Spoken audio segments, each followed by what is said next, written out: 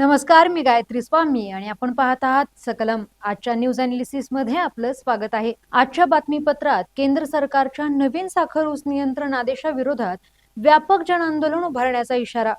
घरे व शेती विषयक जिल्हाधिकाऱ्यांच्या अधिकारात वाढ. कोल्हापूरचे अप्पर जिल्हाधिकारी संजय शिंदे यांच्या नियुक्तीवर प्रश्नचिन्ह का? अजितदादांच्या पक्षात नाराजी नाट्य. हरमुदची कोंडीबाबत चीनची भूमिका. या सर्व घडामोडींचे सविस्तर विश्लेषण जाणून घ्या. बाबा, खूप बोर होतंय. काहीतरी नवीन फ्रेश ऑर्डर करा ना. माझ्याकडे एक सरप्राईज आहे. गोकुळचा आस्वाद परंपरेचा गोकुळ आईस्क्रीम सोबती प्रत्येक क्षणाचा गोकुळ आईस्क्रीम. पहिली बातमी आहे. केंद्र सरकारच्या नवीन साखर ऊस नियंत्रण आदेश 2026 विरोधात व्यापक जनआंदोलन उभारण्याचा इशारा. केंद्र सरकारने ऊस दर नियंत्रण आदेश 1966 रद्द करून नवीन साखर ऊस नियंत्रण आदेश 2026 अंमलात आणण्याचे निश्चित केले आहे. याबाबत मसुदा जाहीर करून हरकती व सूचना मागवल्या होत्या. या उद्योगाचा मूळ घटक असणारा व कच्चा माल पुरवणाऱ्या शेतकऱ्याकडून सरकारने हरकती व सूचना मागवलेल्या नाहीत. याबद्दल विविध शेतकरी संघटनांचे प्रतिनिधित्व करणाऱ्या पदाधिकाऱ्यांनी केंद्र सरकारचा जाहीर निषेध केलाय. यापुढे सरकार विरोधात मोठे जनआंदोलन उभारण्याचा इशारा देखील पत्रकार परिषदेत देण्यात आलाय.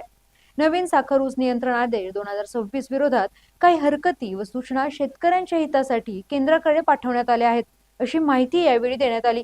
नवीन कायद्यात प्रामुख्याने झोनबंदी, ऊस करार, शेतकऱ्यांना माहिती अधिकारात माहिती न देणं अशा अनेक बाबी नवीन कायद्यात समाविष्ट करण्यात आलेल्या आहेत. ऊस उत्पादक शेतकऱ्यांच्या हितासाठी नवीन प्रस्तावित कायद्यात कोणतेही ठोस आणि मूलभूत बदल करण्यात आलेले नाहीत.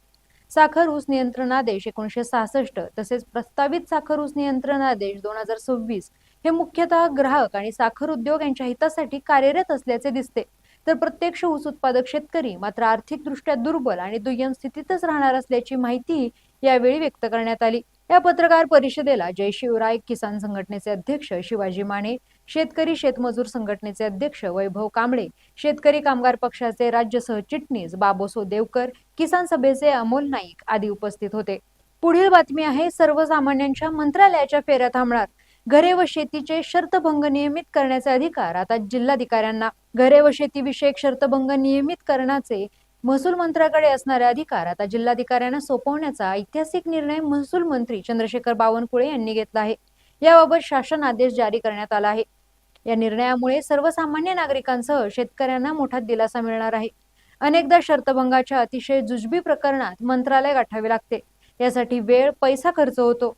सर्वसामान्य जनतेला होणारा हा त्रास लक्षात घेऊन महसूल मंत्री चंद्रशेखर बावनकुळे यांनी 10 लाखापर्यंत दंड असलेली शर्तभंगाची प्रकरणे जिल्हाधिकाऱ्यांनी तसेच 20 लाखापर्यंत दंड असलेली प्रकरणे विभागीय आयुक्तांकडे निकाली काढण्यासाठी सोपवली आहेत. या अधिकाऱ्यांच्या कार्यकक्षेबाहेरील प्रकरणांचे निर्णय मंत्रालय स्तरावर घेतले जातील, असे प्रसिद्ध झालेल्या शासन आदेशात नमूद आहे. राज्यभरात शर्तभंगाची प्रकरणे वाढत असल्याने अशा प्रकरणांच्या कायदेशीर निवाड्यासाठी महाराष्ट्र जमीन महसूल संहितेमध्ये विधी व न्याय विभागाच्या निर्देशानुसार विधिमंडळाच्या गेल्या अधिवेशनात बदल करण्यात आले. त्यानंतर शुक्रवारी याबाबत शासन आदेश जारी करण्यात आला आहे.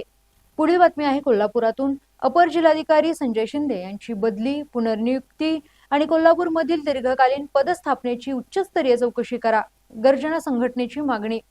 कोल्हापूर जिल्ह्यात अनेक वर्ष विविध महत्वाच्या पदांवर कार्यरत असलेले अपर जिल्हाधिकारी संजय शंकर शिंदे यांच्या संदर्भातील शासन आदेश, बदली प्रक्रिया आणि पुनर्नियुक्तीमध्ये गंभीर विसंगती असल्याचा आरोप गर्जना संघटनेने केला आहे. या प्रकरणाची चौकशी निवृत्त न्यायाधीश किंवा वरिष्ठ IAS अधिकाऱ्यांमार्फत करून संपूर्ण अहवाल सार्वजनिक करावा, अशीही मागणी करण्यात आली आहे. या संदर्भात राज्याचे मुख्य सचिव यांच्याकडे सविस्तर कायदेशीर निवेदन सादर करण्यात आले आहे, अशी माहिती गर्जना संघटनेचे अध्यक्ष प्रकाश बेलवाडे यांनी दिली आहे.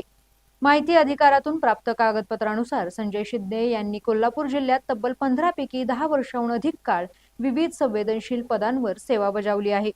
जिल्हा पुरवठा अधिकारी, निवासी उपजिल्हाधिकारी आणि अपर जिल्हाधिकारी अशा महत्वाच्या पदांवर त्यांची सातत्याने नियुक्ती करण्यात आली होती. 2 एप्रिल 2026 रोजी शासनाने त्यांची कोल्हापूर येथून तडकाफडकी बदली करून कार्यमुक्त केले. त्यानंतर अवघ्या काही दिवसातच 15 मे 2026 रोजी नियुक्तीच्या प्रतीक्षेत या स्थितीतून पुन्हा कोल्हापूर येथेच अपर जिल्हाधिकारी पदावर नियुक्ती करण्यात आली. या दोन्ही शासन आदेशांमध्ये गंभीर विसंगती असून ही प्रक्रिया महाराष्ट्र शासकीय कर्मचारी बदलांचे विनियमन अधिनियम 2005च्या विरोधात असल्याचा संशय व्यक्त करण्यात आला आहे. त्यामुळे एकाच जिल्ह्यात दीर्घकालीन पदस्थापना कशी झाली? बदलीनंतर पुन्हा त्याच जिल्ह्यात संजय शिंदे यांना अपर जिल्हाधिकारी पदावर पुन्हा पुनर्नियुक्ती कोणाच्या दबावाखाली करण्यात आली? नियुक्तीच्या प्रतीक्षेतील अधिकाऱ्याला पुन्हा त्याच संवेदनशील पदावर कशाच्या आधारे बसवण्यात आले? शासन आदेशांमध्ये पारदर्शकता का ठेवण्यात आली नाही? आदी प्रश्न उपस्थित करत याबाबत चौकशीची मागणी गर्जना संघटनेने केली आहे. पुढील बातमी आहे, दिल्लीत राष्ट्रवादीच्या कार्यालयात तटकरे पटेल गटाच्या नेत्याला कार्यकर्त्यांनी रोखले. अजितदादांच्या पक्षात फुटीच्या चर्चा. राष्ट्रवादी काँग्रेस अजित पवार गटामधील अंतर्गत वाद आता चव्हाट्यावर आला आहे. राष्ट्रीय अध्यक्षा सुनेत्रा पवार यांनी पक्ष आणि कुटुंबाची पकड मजबूत करताना ज्येष्ठ नेते प्रफुल्ल पटेल आणि सुनील तटकरे यांना साईडलाईन केल्याच्या चर्चा असतानाच दिल्लीतील पक्ष कार्यालयात मोठी घडामोड घडली आहे. तटकरे पटेल गटाचे खंदे समर्थक आणि माजी संपर्क प्रमुख ब्रिजमोहन श्रीवास्तव यांना संतप्त कार्यकर्त्यांच्या रोषाला सामोरे जावे लागले. नवीन राष्ट्रीय कार्यकारिणीतून डावलले गेल्यामुळे नाराज झालेल्या श्रीवास्तव यांनी माध्यमांना संदेश पाठवून पवार कुटुंबावर घराणेशाहीचे गंभीर आरोप केले होते. यामुळे संतप्त झालेल्या राष्ट्रवादी युवक काँग्रेसच्या कार्यकर्त्यांनी दिल्ली कार्यालयात श्रीवास्तव यांना रोखून धरत पक्षाची बदनामी का करत आहात असा जाब विचारला आणि त्यांना कार्यालयात जाण्यापासून रोखले. श्रीवास्तव यांच्यावर यापूर्वी तटकरे पटेल यांच्या सांगण्यावरून पक्षाची घटना बदलण्याचा प्रयत्न केल्याचाही आरोप आहे. दरम्यान हा वाद मिटवण्याचा प्रयत्न करत युवक अध्यक्ष धीरज शर्मा यांनी तटकरे आणि पटेल यांना कार्यालयात प्रवेश नाकारल्याचे वृत्त फेटाळले आहे. पक्षात कोणताही वाद नाही, सर्व कार्यकर्ते सुनेत्रा पवार, पार्थ पवार आणि तटकरे पटेल यांच्यासोबत एकजूट आहेत असे त्यांनी स्पष्ट केले. पुढील बातमी आहे, युएन मधील हर्मुजच्या सामुद्रधुनीबाबतचा अमेरिकेच्या प्रस्तावावर चीनची टीका. संयुक्त राष्ट्रांमधील चीनचे राजदूत फू कांग यांनी हर्मुजच्या सामुद्रधुनीबाबत अमेरिका आणि बहरीनने मांडलेल्या नवीन ठरावावर कडक शब्दात टीका केली आहे. या ठरावाचा मजकूर आणि वेळ दोन्ही चुकीचे असून यामुळे परिस्थिती सुधारण्याऐवजी बिघडेल असे फू कांग यांनी स्पष्ट केले. गेल्या महिन्यातही चीन आणि रशियाने अशाच एका अमेरिका प्रणीत ठरावावर नकाराधिकार वापरला होता. चीनचे राष्ट्राध्यक्ष शी जिनपिंग इराणवर हर्मुजची कोंडी फोडण्यासाठी दबाव टाकण्यास तयार झाल्याचा दावा डोनाल्ड ट्रम्प यांनी केला होता. मात्र संयुक्त राष्ट्रातील चीनच्या पवित्र्यावरून बीजिंगने अमेरिकेला थेट पाठिंबा देण्यास नकार दिल्याचे स्पष्ट होत आहे.